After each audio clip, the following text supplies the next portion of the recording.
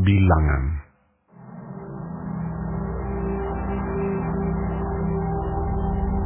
Tuhan berfirman kepada Musa di padang gurun Sinai dalam kemah pertemuan pada tanggal 1 bulan yang kedua dalam tahun yang kedua sesudah mereka keluar dari tanah Mesir.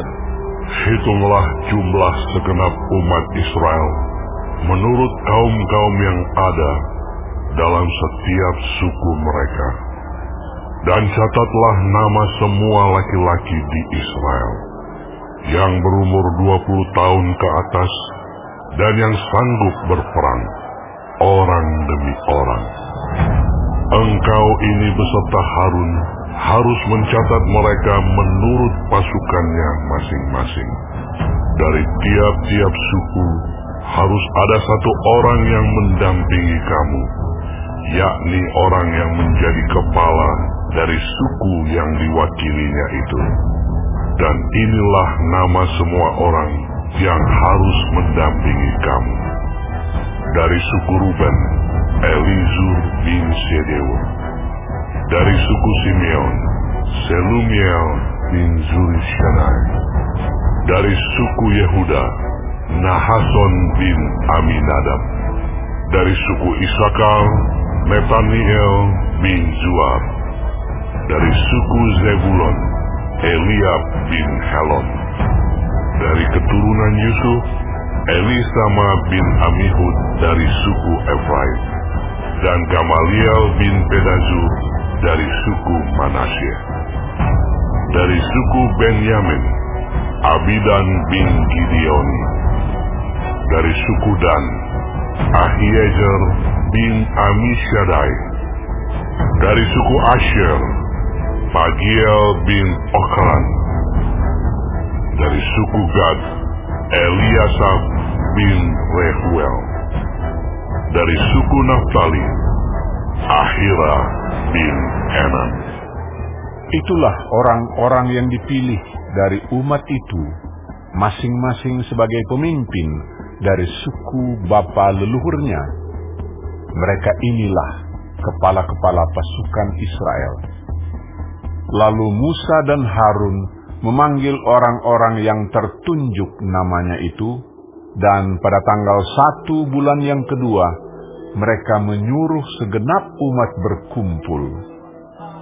Kemudian silsilah orang-orang Israel disusun menurut kaum-kaum yang ada dalam setiap suku mereka, sedang nama-nama mereka yang berumur 20 tahun ke atas dicatat orang demi orang, seperti yang diperintahkan Tuhan kepada Musa. Demikianlah Musa mencatat mereka di padang gurun Sinai. Ketika silsilah Bani Ruben, yaitu keturunan anak sulung Israel, disusun menurut kaum-kaum yang ada dalam suku mereka, maka dicatatlah nama semua laki-laki yang berumur 20 tahun ke atas, semua orang yang sanggup berperang, orang demi orang. Jumlah yang dicatat dari suku Ruben ada 46.500 orang. Ketika silsilah Bani Simeon disusun menurut kaum-kaum yang ada dalam suku mereka, maka dicatatlah nama semua laki-laki yang berumur 20 tahun ke atas, semua orang yang sanggup berperang, orang demi orang. Jumlah yang dicatat dari suku Simeon ada 59.300 orang. Ketika silsilah Bani Gad disusun menurut kaum-kaum yang ada dalam suku mereka, maka dicatatlah nama orang-orang yang berumur 20 tahun ke atas, semua orang yang sanggup berperang. Jumlah yang dicatat dari suku Gad ada 45.650 orang. Ketika silsilah Bani Yehuda disusun menurut kaum-kaum yang ada dalam suku mereka, maka dicatatlah nama orang-orang yang berumur 20 tahun ke atas, semua orang yang sanggup berperang. Jumlah yang dicatat dari suku Yehuda ada 74.600 orang. Ketika silsilah Bani Isakar disusun menurut kaum-kaum yang ada dalam suku mereka, maka dicatatlah nama orang-orang yang berumur 20 tahun ke atas, semua orang yang sanggup berperang. Jumlah yang dicatat dari suku Isakar ada 54.400 orang. Ketika silsilah Bani Zebulon disusun menurut kaum-kaum yang ada dalam suku mereka, maka dicatatlah nama orang-orang yang berumur 20 tahun ke atas, semua orang yang sanggup berperang. Jumlah yang dicatat dari suku Zebulon ada 57.400 orang. Mengenai keturunan Yusuf, ketika silsilah Bani Efraim disusun menurut kaum-kaum yang ada dalam suku mereka, maka dicatatlah nama orang-orang yang berumur 20 tahun ke atas, semua orang yang sanggup berperang. Jumlah yang dicatat dari suku Efraim ada 40.500 orang. Dan ketika silsilah Bani Manasye disusun menurut kaum-kaum yang ada dalam suku mereka, maka dicatatlah nama orang-orang yang berumur 20 tahun ke atas, semua orang yang sanggup berperang. Jumlah yang dicatat dari suku Manasye ada 32.200 orang. Ketika silsilah Bani Benyamin disusun menurut kaum-kaum yang ada dalam suku mereka, maka dicatatlah nama orang-orang yang berumur 20 tahun ke atas, semua orang yang sanggup berperang. Jumlah yang dicatat dari suku Benyamin ada 35.400 orang. Ketika silsilah Bani Dan disusun menurut kaum-kaum yang ada dalam suku mereka, maka dicatatlah nama orang-orang yang berumur 20 tahun ke atas, semua orang yang sanggup berperang. Jumlah yang dicatat dari suku Dan ada 62.700 orang. Ketika silsilah Bani Asher disusun menurut kaum-kaum yang ada dalam suku mereka, maka dicatatlah nama orang-orang yang berumur 20 tahun ke atas, semua orang yang sanggup berperang. Jumlah yang dicatat dari suku Asher ada 41.500 orang. Ketika silsilah Bani Naftali disusun menurut kaum-kaum yang ada dalam suku mereka, maka dicatatlah nama orang-orang yang berumur 20 tahun ke atas, semua orang yang sanggup berperang. Jumlah yang dicatat dari suku Naftali ada 53.400 orang. Itulah jumlah orang-orang yang dicatat oleh Musa dan Harun dan dengan ke-12 pemimpin Israel yang masing-masing mewakili sukunya. Jadi semua orang Israel yang dicatat menurut suku-suku mereka, yaitu orang-orang yang berumur 20 tahun ke atas dan yang sanggup berperang di antara orang Israel, berjumlah 603.550 orang. Tetapi mereka yang menurut suku bapa leluhurnya, termasuk orang Lewi, tidak turut dicatat bersama-sama dengan mereka itu. Sebab Tuhan telah berfirman kepada Musa, hanya suku Lewi janganlah kau catat, dan janganlah kau hitung jumlahnya bersama-sama dengan orang Israel. Tetapi tugaskanlah mereka untuk mengawasi kemah suci, tempat hukum Allah, dengan segala perabotan dan perlengkapannya. Mereka harus mengangkat kemah suci dengan segala perabotannya. Mereka harus mengurusnya dan harus berkemah di sekelilingnya. Apabila berangkat, kemah suci harus dibongkar oleh orang Lewi, dan apabila berkemah, kemah suci harus dipasang oleh mereka. Sedang orang awam yang mendekat harus dihukum mati.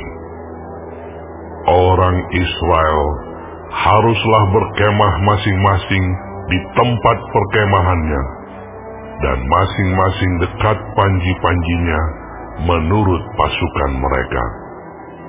Tetapi orang Lewi haruslah berkemah di sekeliling kemah suci, tempat hukum Allah, supaya umat Israel jangan kena murka. Orang Lewi haruslah memelihara kemah suci, tempat hukum itu. Maka orang Israel berbuat demikian, tepat seperti yang diperintahkan Tuhan kepada Musa, demikianlah diperbuat mereka.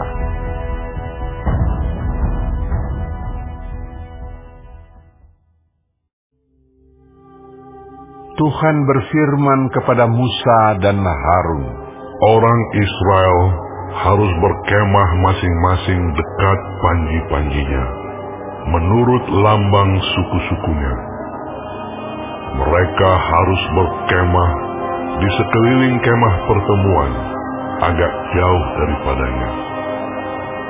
Yang berkemah di sebelah timur dekat panji-panjinya ialah laskar Yehuda, menurut pasukan-pasukan mereka. Pemimpin Bani Yehuda ialah Nahason bin Aminadab. Pasukannya terdiri dari 74.600 orang yang dicatat. Yang berkemah di dekatnya ialah suku Isakar. Pemimpin Bani Isakar ialah Netaneel bin Zual. Pasukannya terdiri dari 54.400 orang yang dicatat. Kemudian suku Zebulon. Pemimpin Bani Zebulon ialah Eliab bin Helon. Pasukannya terdiri dari 57.400 orang yang dicatat.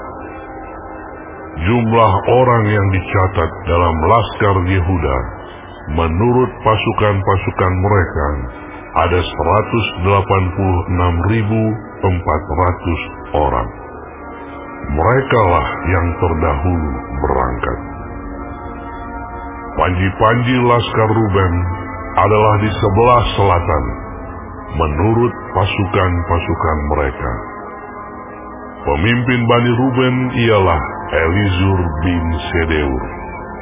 Pasukannya terdiri dari 46.500 orang yang dicatat. Yang berkemah di dekatnya ialah suku Simeon. Pemimpin Bani Simeon ialah Selumiel bin Jurishadai.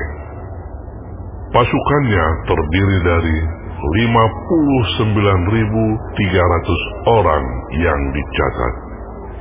Kemudian suku Gad. Pemimpin Bani Gad ialah Eliasaf bin Rehuel.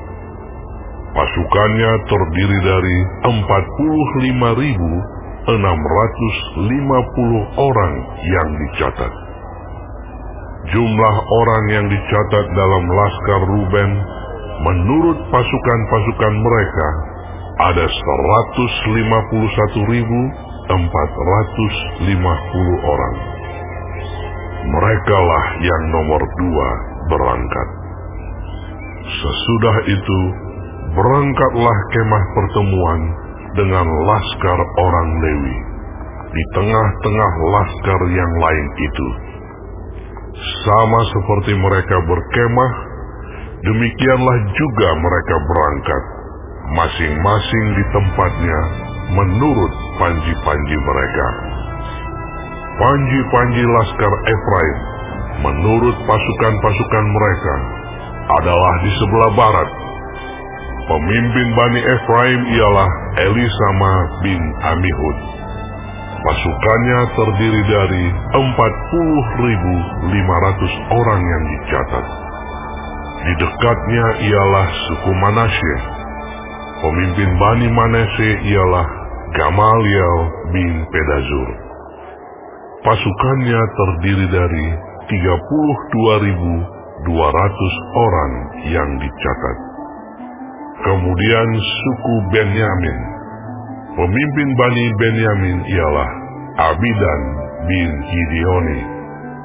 Pasukannya terdiri dari 35.400 orang yang dicatat. Jumlah orang yang dicatat dalam laskar Efraim menurut pasukan-pasukan mereka ada 108.100 orang. Merekalah yang nomor 3 berangkat. Panji-panji laskar Dan adalah di sebelah utara, menurut pasukan-pasukan mereka.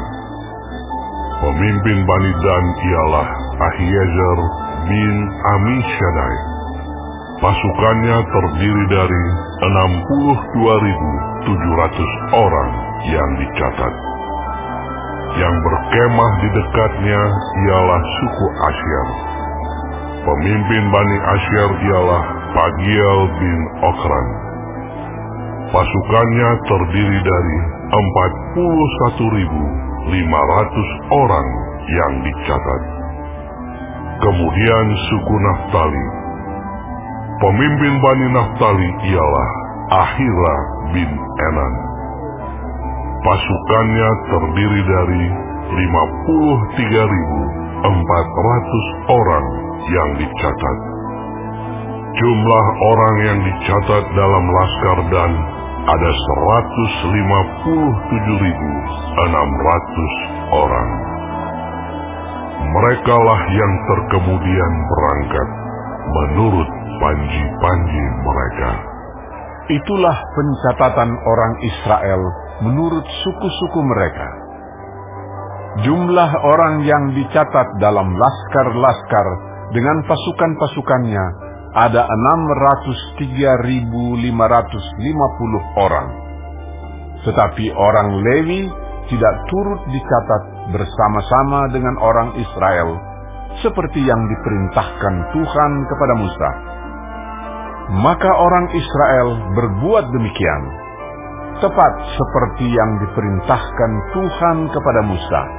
Demikianlah mereka berkemah menurut panji-panji mereka, dan demikianlah mereka berangkat, masing-masing menurut kaumnya dan sukunya.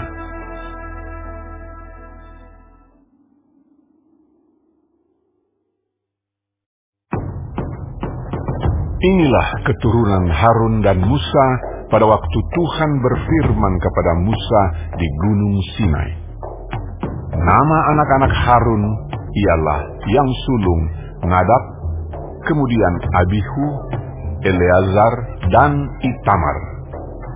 Itulah nama anak-anak Harun, imam-imam yang diurapi, yang telah ditabiskan untuk memegang jabatan imam. Tetapi Nadab dan Abihu sudah mati di hadapan Tuhan di padang gurun Sinai, ketika mereka mempersembahkan api yang asing ke hadapan Tuhan. Mereka tidak mempunyai anak. Jadi ketika Harun, ayah mereka, masih hidup, yang memegang jabatan imam ialah Eleazar dan Itamar. Tuhan berfirman kepada Musa, "Suruhlah suku Lewi mendekat dan menghadap Imam Harun, supaya mereka melayani dia. Mereka harus mengerjakan tugas-tugas bagi Harun dan bagi segenap umat Israel di depan kemah pertemuan, dan dengan demikian melakukan pekerjaan jabatannya pada kemah suci. Mereka harus memelihara segala perabotan kemah pertemuan, dan mengerjakan tugas-tugas bagi orang Israel, dan dengan demikian melakukan pekerjaan jabatannya pada kemah suci. Orang Lewi harus kau serahkan kepada Harun dan anak-anaknya. Dari antara orang Israel, haruslah orang-orang itu diserahkan kepadanya dengan sepenuhnya. Tetapi Harun dan anak-anaknya haruslah kau tugaskan untuk memegang jabatannya sebagai imam. Sedang orang awam yang mendekat harus dihukum mati. Tuhan berfirman kepada Musa, Sesungguhnya aku mengambil orang Lewi dari antara orang Israel, ganti semua anak sulung mereka yang terdahulu lahir dari kandungan, supaya orang Lewi menjadi kepunyaanku. Sebab akulah yang punya semua anak sulung. Pada waktu aku membunuh semua anak sulung di tanah Mesir, maka aku menguduskan bagiku semua anak sulung yang ada pada orang Israel, baik dari manusia maupun dari hewan. Semuanya itu kepunyaanku. Akulah Tuhan. Tuhan berfirman kepada Musa di padang gurun Sinai, Catatlah Bani Lewi menurut puak-puak dan kaum-kaum mereka. Semua laki-laki yang berumur 1 bulan ke atas harus kau catat. Lalu Musa mencatat mereka sesuai dengan titah Tuhan, seperti yang diperintahkan kepadanya. Inilah anak-anak Lewi dengan nama mereka, Gerson, Kehat, dan Merari. Inilah nama anak-anak Gerson dan kaum-kaum mereka, Libni dan Simei. Anak-anak Kehat dan kaum-kaum mereka ialah Amram, Yizhar, Hebron, dan Uziel. Anak-anak Merari dan kaum-kaum mereka ialah Mahli dan Musi. Inilah kaum-kaum orang Lewi yang ada dalam puak-puak mereka. Puak Gerson terdiri dari kaum Libni dan kaum Simei. Itulah kaum-kaum Gerson. Jumlah pencatatan mereka ketika semua laki-laki yang berumur 1 bulan ke atas dicatat ada 7.500 orang. Kaum-kaum Gerson ini berkemah di belakang kemah suci di sebelah barat. Pemimpin puak Gerson ialah Eliasaf bin Lael, yang harus dipelihara oleh Bani Gerson dalam kemah pertemuan ialah kemah suci dan kemah dengan tudungnya, tirai pintu kemah pertemuan, layar pelataran, dan tirai pintu pelataran yang ada sekeliling kemah suci dan mezbah, dan talinya, termasuk segala pekerjaan yang berhubungan dengan semuanya itu. Puak Kehat terdiri dari kaum Amram, kaum Yizhar, kaum Hebron, dan kaum Uziel. Itulah kaum-kaum Kehat. Jumlah pencatatan mereka ketika semua laki-laki yang berumur 1 bulan ke atas dicatat ada 8.600 orang, yakni mereka yang memelihara barang-barang kudus. Kaum-kaum Bani Kehat ini berkemah pada sisi kemah suci sebelah selatan. Pemimpin puak Kehat dan kaum-kaumnya ialah Elisafan bin Uziel. Yang harus dipelihara mereka ialah tabut, meja, kandil, mesbah-mesbah, perkakas tempat kudus yang dipakai untuk menyelenggarakan ibadah, juga tirai, termasuk segala pekerjaan yang berhubungan dengan semuanya itu. Adapun pemimpin tertinggi orang Lewi ialah Eleazar, anak Imam Harun, yang mengawasi mereka yang memelihara barang-barang kudus. Puak Merari terdiri dari kaum Mahli dan kaum Musi, itulah kaum Merari. Jumlah pencatatan mereka ketika semua laki-laki yang berumur 1 bulan ke atas dicatat ada 6.200 orang. Pemimpin Puak Merari dan kaum-kaumnya ialah Zuriel bin Abihail. Mereka berkemah pada sisi kemah suci sebelah utara.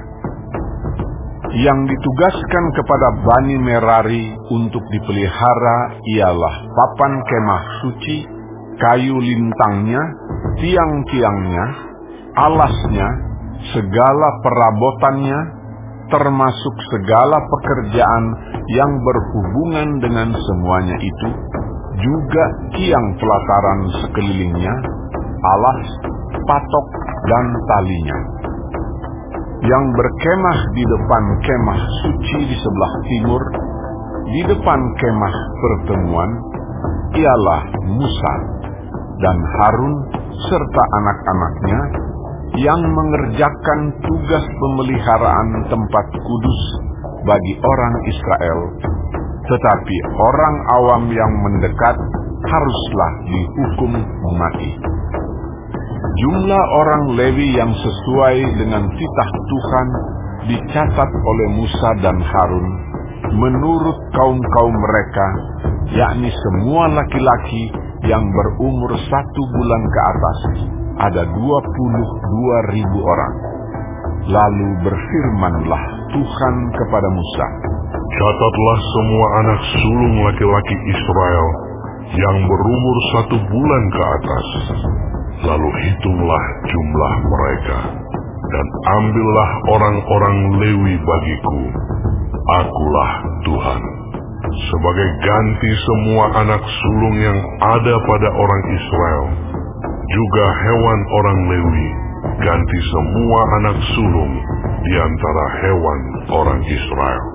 Maka Musa mencatat semua anak sulung yang ada pada orang Israel, seperti yang diperintahkan Tuhan kepadanya. Semua anak sulung laki-laki yang dicatat namanya dalam pencatatan itu, yakni yang berumur 1 bulan ke atas, ada 22.273 orang. Lalu berfirmanlah Tuhan kepada Musa, "Ambillah orang Lewi, ganti semua anak sulung yang ada pada orang Israel, juga hewan orang Lewi, ganti hewan mereka, supaya orang Lewi itu menjadi kepunyaanku. Akulah Tuhan. Sebagai uang tebusan untuk ke-273 anak sulung Israel yang melebihi jumlah orang Lewi itu, haruslah engkau mengambil 5 shikal seorang. Engkau harus mengambilnya menurut shikal kudus. Shikal ini 20 gera beratnya. Berikanlah perak itu kepada Harun dan anak-anaknya sebagai uang tebusan untuk orang-orang yang kelebihan itu." Lalu Musa mengambil uang tebusan untuk orang-orang yang melebihi jumlah mereka yang telah ditebus oleh orang Lewi itu. Daripada anak-anak sulung Israel diambilnya perak itu 1.365 shikal, ditimbang menurut shikal kudus. Maka Musa memberikan uang tebusan itu kepada Harun dan anak-anaknya sesuai dengan titah Tuhan, seperti yang diperintahkan Tuhan kepada Musa.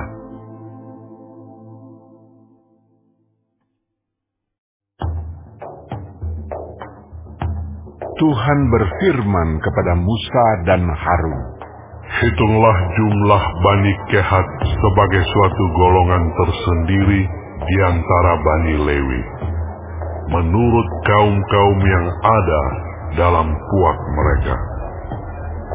Hitunglah yang berumur 30 tahun ke atas, sampai yang berumur 50 tahun, semua orang yang kena wajib tugas supaya mereka melakukan pekerjaan di kemah pertemuan. Pekerjaan jabatan orang Kehat di kemah pertemuan ialah mengurus barang-barang yang maha kudus. Kalau perkemahan akan berangkat, haruslah Harun dan anak-anaknya masuk ke dalam untuk menurunkan tabir penudung dan menudungkannya kepada tabut hukum. Di atasnya mereka harus meletakkan tutup dari kulit lumba-lumba, dan di atasnya lagi mereka harus membentangkan sehelai kain yang seluruhnya ungu tua. Kemudian mereka harus memasang kayu-kayu pengusung tabut itu. Lagi pula di atas meja roti sajian, mereka harus membentangkan sehelai kain ungu tua, dan di atasnya mereka harus meletakkan pinggan, cawan, piala, dan kendi korban curahan. Juga roti sajian harus tetap ada di atasnya. Di atas semuanya itu, mereka harus membentangkan sehelai kain kirmizi, lalu menudungnya dengan tudung dari kulit lumba-lumba. Kemudian mereka harus memasang kayu-kayu pengusung meja itu. Lalu mereka harus mengambil sehelai kain ungu tua dan menudungkannya kepada kandil untuk penerangan dengan lampu-lampunya, sepit-sepit dan penadah-penadahnya, dan segala perkakas minyaknya yang dipakai untuk mengurus kandil itu. Dan mereka harus meletakkannya dengan segala perkakasnya ke atas tudung dari kulit lumba-lumba dan meletakkannya di atas usungan. Di atas mesbah dari emas itu, mereka harus membentangkan sehelai kain ungu tua dan menudunginya dengan tudung dari kulit lumba-lumba. Kemudian mereka harus memasang kayu-kayu pengusung mesbah itu. Lalu mereka harus mengambil segala perkakas yang dipakai untuk menyelenggarakan kebaktian di tempat kudus, meletakkannya di atas sehelai kain ungu tua, dan menudunginya dengan tudung dari kulit lumba-lumba. Kemudian meletakkannya di atas usungan. Dan mereka harus membersihkan mesbah itu dari abu, lalu membentangkan sehelai kain ungu muda di atasnya.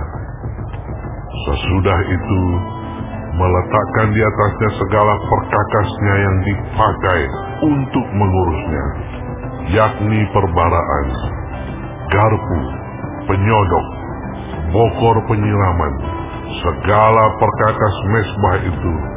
Dan di atasnya mereka harus membentangkan tutup dari kulit lumba-lumba. Kemudian mereka harus memasang kayu-kayu pengusung mesbah itu. Setelah Harun dan anak-anaknya selesai menudungi barang-barang kudus dan segala perkakas tempat kudus, pada waktu perkemahan akan berangkat, barulah orang Kehat boleh masuk ke dalam untuk mengangkat barang-barang itu. Tetapi janganlah mereka kena kepada barang-barang kudus itu, nanti mereka mati. Jadi itulah barang-barang di kemah pertemuan yang harus diangkat Bani Kehat. Tetapi Eleazar, anak Imam Harun, bertanggung jawab atas minyak untuk penerangan, ukupan dari wangi-wangian, korban sajian yang tetap, dan minyak urapan. Ia bertanggung jawab atas segenap kemah suci dan segala isinya, yakni barang-barang kudus dan perabotannya. Tuhan berfirman kepada Musa dan Harun, "Perhatikanlah, supaya puak Kehat dan kaum-kaumnya jangan musnah binasa dari tengah-tengah orang Lewi. Inilah yang harus kamu lakukan bagi mereka, supaya mereka tinggal hidup dan jangan mati apabila mereka mendekat ke barang-barang maha kudus. Harun dan anak-anaknya haruslah masuk ke dalam dan menempatkan mereka masing-masing di tempat tugasnya dekat barang yang harus diangkat. Tetapi janganlah orang Kehat masuk ke dalam untuk melihat barang-barang kudus itu, walau sesaat pun, nanti mereka mati." Tuhan berfirman kepada Musa, "Hitunglah juga jumlah Bani Gerson menurut puak dan kaum-kaum mereka. Catatlah mereka yang berumur 30 tahun ke atas sampai yang berumur 50 tahun, yakni setiap orang yang wajib tugas, supaya mereka melakukan pekerjaan jabatan di kemah pertemuan.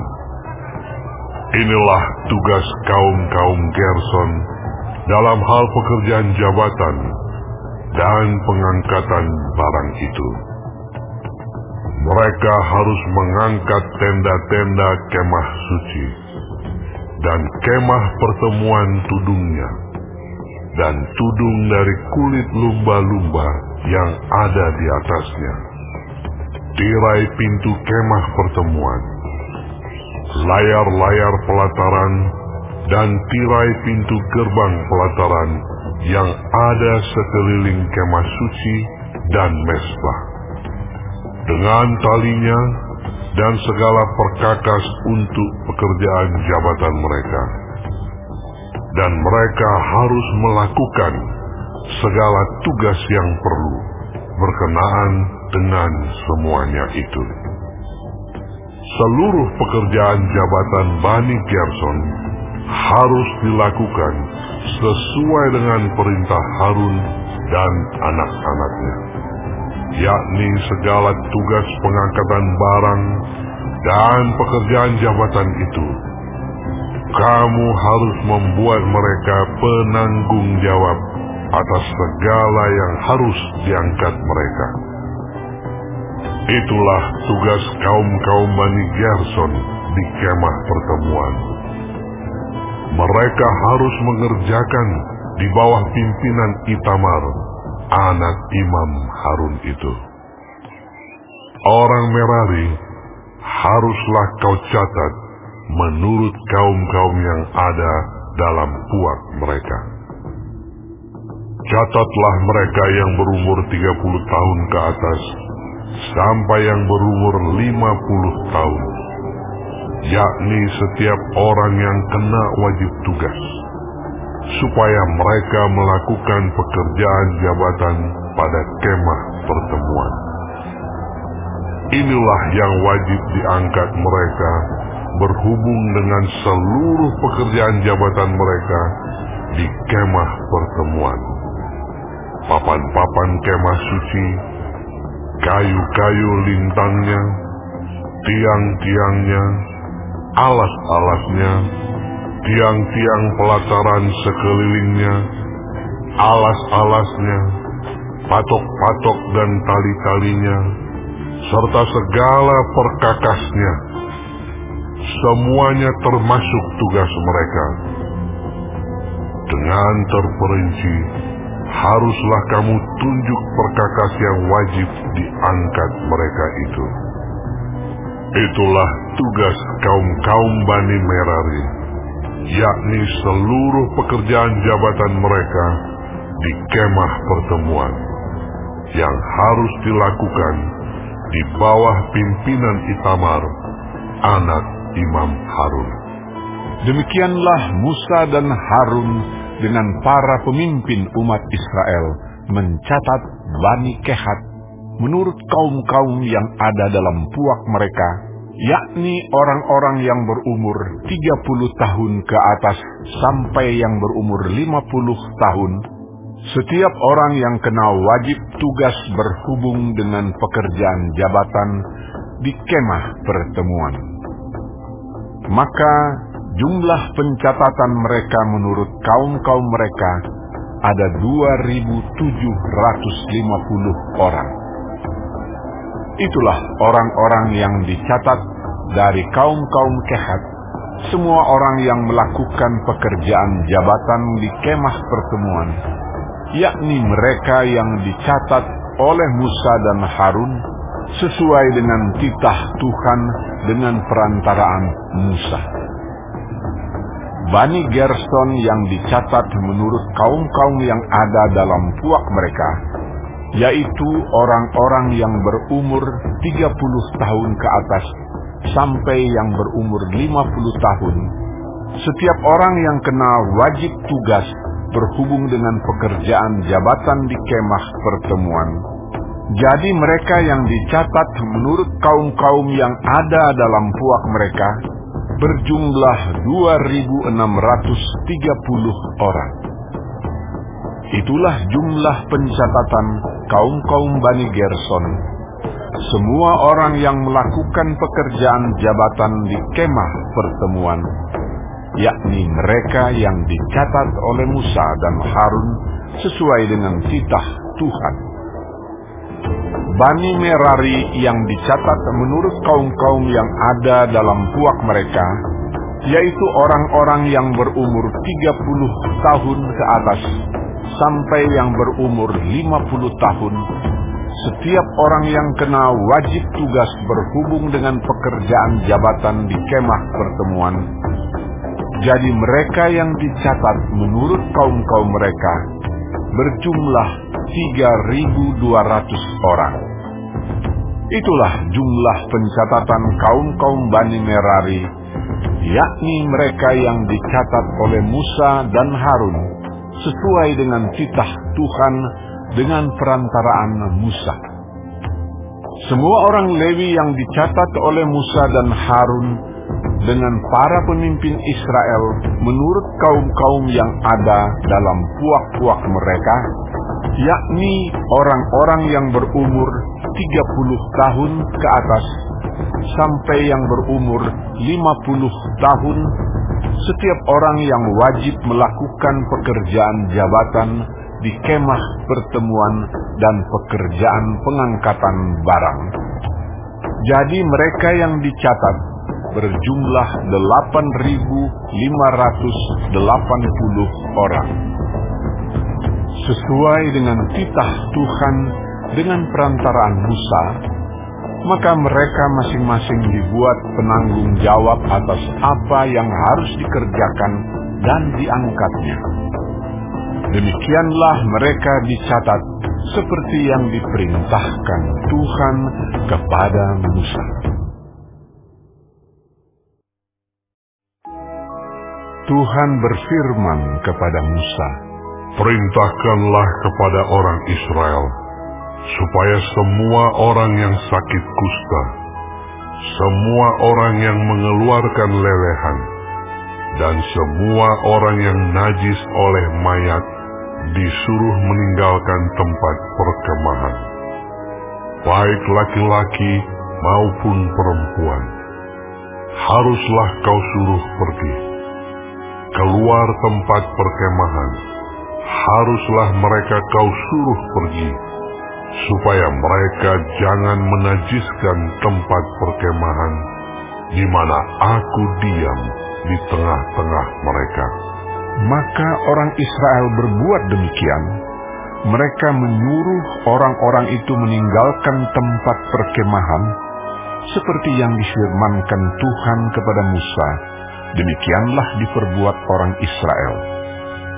Tuhan berfirman kepada Musa, "Berbicaralah kepada orang Israel, apabila seseorang, laki-laki atau perempuan, melakukan sesuatu dosa terhadap sesamanya manusia, dan oleh karena itu berubah setia terhadap Tuhan, sehingga orang itu menjadi bersalah, maka haruslah ia mengakui dosa yang telah dilakukannya itu, kemudian membayar tebusan sepenuhnya dengan menambah 1/5, lalu menyerahkannya kepada orang terhadap siapa ia bersalah. Tetapi apabila orang itu tidak ada kaumnya, kepada siapa dapat dibayar tebusan salah itu? Maka tebusan salah yang harus dibayar itu menjadi kepunyaan Tuhan, dan adalah bagian imam, belum terhitung domba jantan pendamaian yang dipakai untuk mengadakan pendamaian bagi orang itu. Dari persembahan-persembahan kudus yang disampaikan orang Israel kepada imam, persembahan khususnya adalah bagian imam.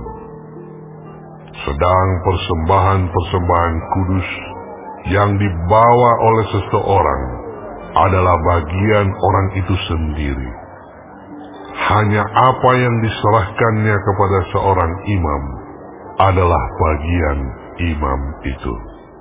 Tuhan berfirman kepada Musa, "Berbicaralah kepada orang Israel dan katakanlah kepada mereka, apabila istri seseorang berbuat serong dan tidak setia terhadap suaminya, dan laki-laki lain tidur dan bersetubuh dengan perempuan itu dengan tidak diketahui suaminya, karena tinggal rahasia bahwa perempuan itu mencemarkan dirinya, tidak ada saksi terhadap dia, dia tidak kedapatan.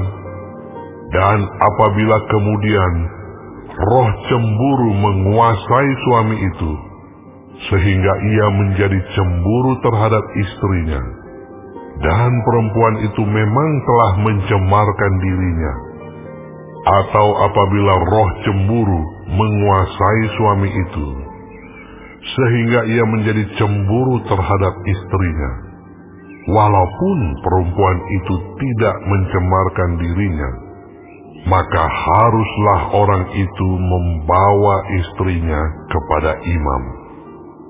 Dan orang itu harus membawa persembahan karena perempuan itu sebanyak 1/10 efa tepung jelai, yang ke atasnya tidak dituangkannya minyak, dan yang tidak dibubuhinya kemenyan, karena korban itu ialah korban sajian cemburuan, suatu korban peringatan yang mengingatkan kepada kedurjanaan.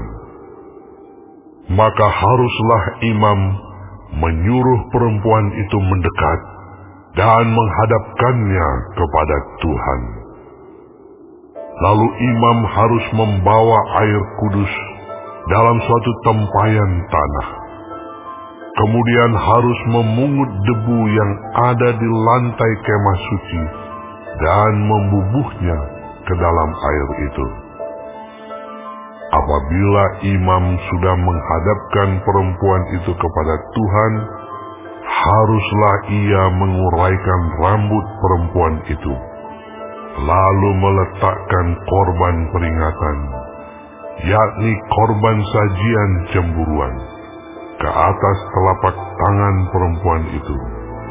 Sedang di tangan imam haruslah ada air pahit yang mendatangkan kutuk.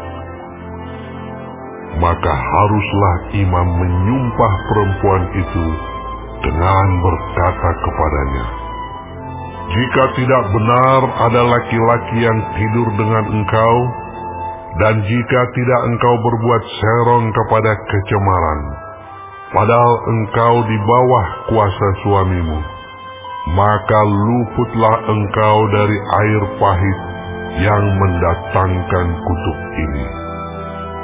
Tetapi jika engkau, padahal engkau di bawah kuasa suamimu, berbuat serong dan mencemarkan dirimu, oleh karena orang lain dari suamimu sendiri bersetubuh dengan engkau. Dalam hal ini, haruslah imam menyumpah perempuan itu dengan sumpah kutuk. Dan haruslah imam berkata kepada perempuan itu, maka Tuhan kiranya membuat engkau menjadi sumpah kutuk di tengah-tengah bangsamu dengan mengempiskan pahamu dan mengembungkan perutmu. Sebab air yang mendatangkan kutuk ini akan masuk ke dalam tubuhmu untuk mengembungkan perutmu dan mengempiskan pahamu. Dan haruslah perempuan itu berkata, amin, amin. Lalu imam harus menuliskan kutuk itu pada sehelai kertas dan menghapusnya dengan air pahit itu. Dan ia harus memberi perempuan itu minum air pahit yang mendatangkan kutuk itu. Dan air itu akan masuk ke dalam badannya dan menyebabkan sakit yang pedih.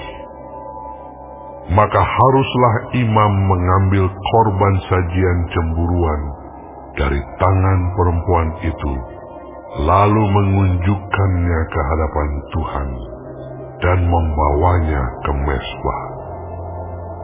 Sesudah itu, haruslah imam mengambil segenggam dari korban sajian itu sebagai bagian ingat-ingatannya dan membakarnya di atas mezbah. Kemudian memberi perempuan itu minum air itu. Setelah terjadi demikian, apabila perempuan itu memang mencemarkan dirinya dan berubah setia terhadap suaminya, air yang mendatangkan sumpah serapah itu akan masuk ke badannya dan menyebabkan sakit yang pedih, sehingga perutnya mengembung dan pahanya mengempis. Dan perempuan itu akan menjadi sumpah kutuk di antara bangsanya.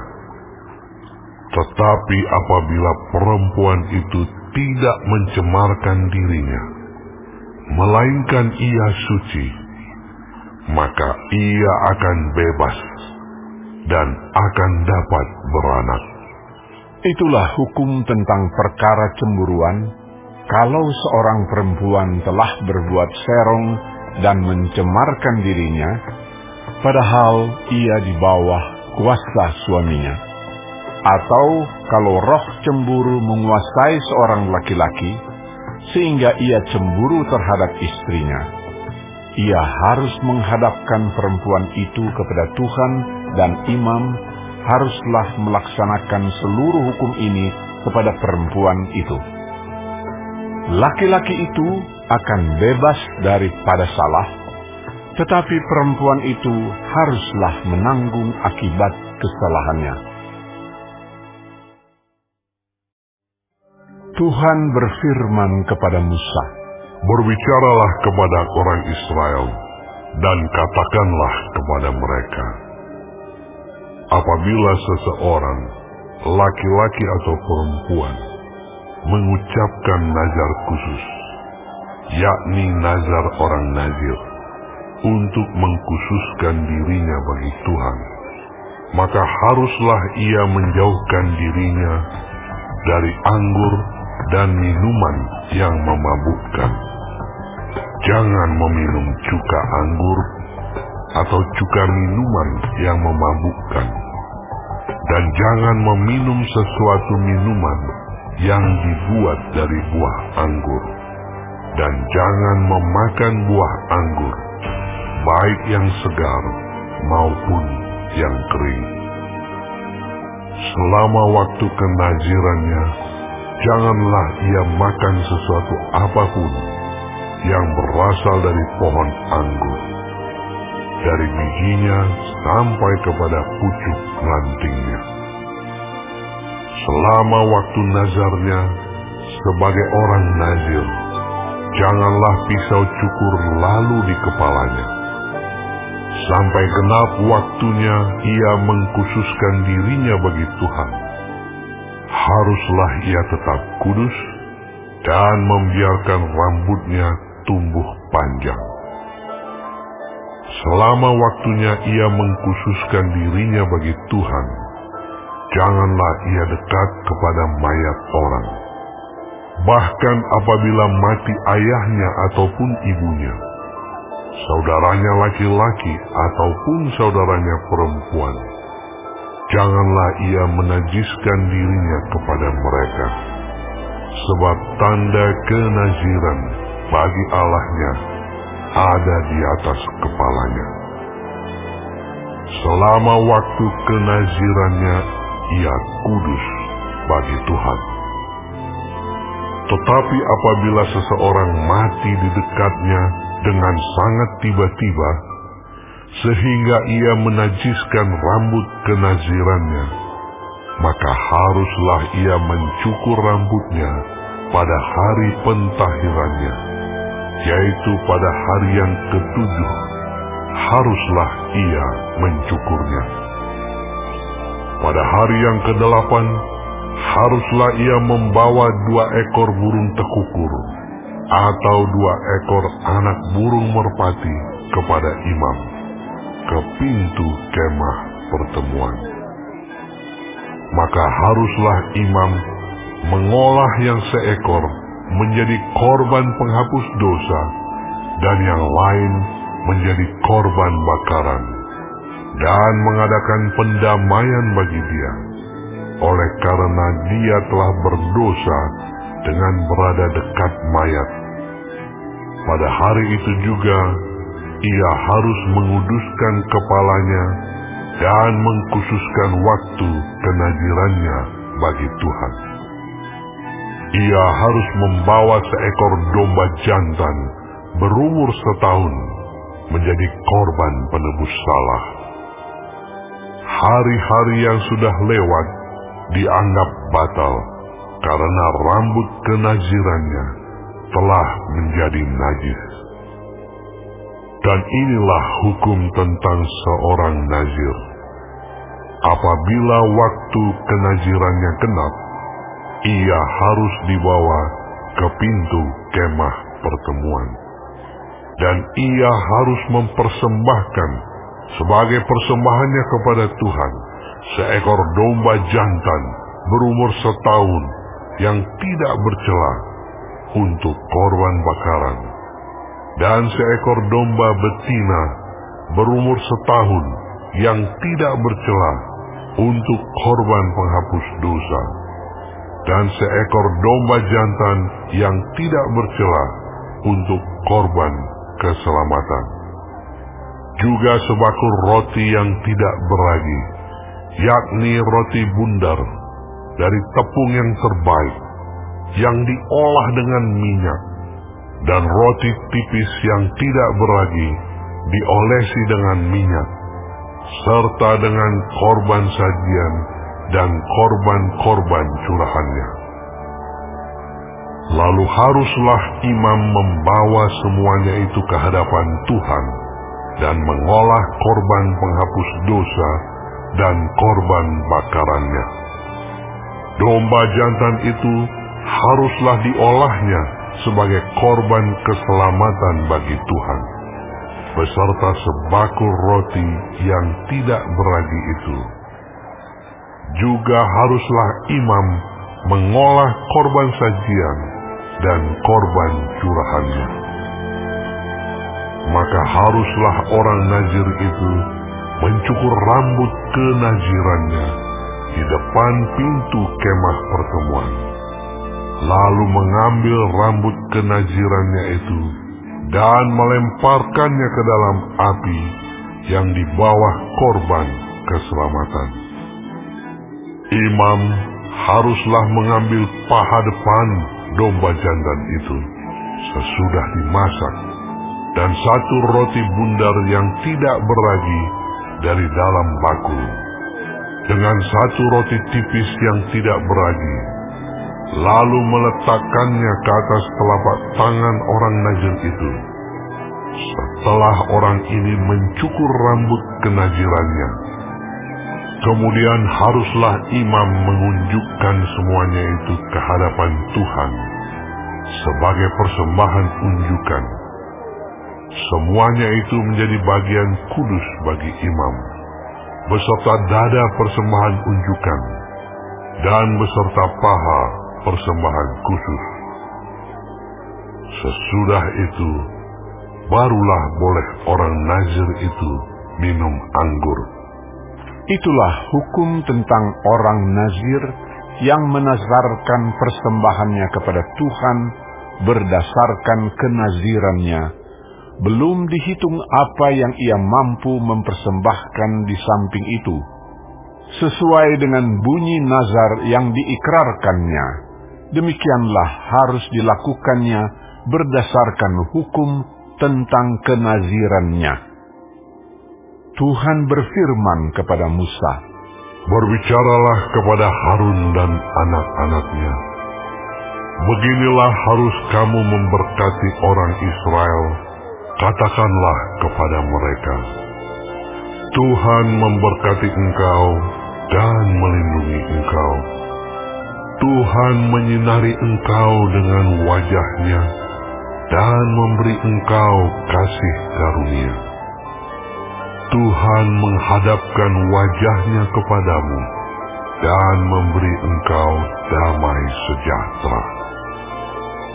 Demikianlah harus mereka meletakkan namaku atas orang Israel. Maka aku akan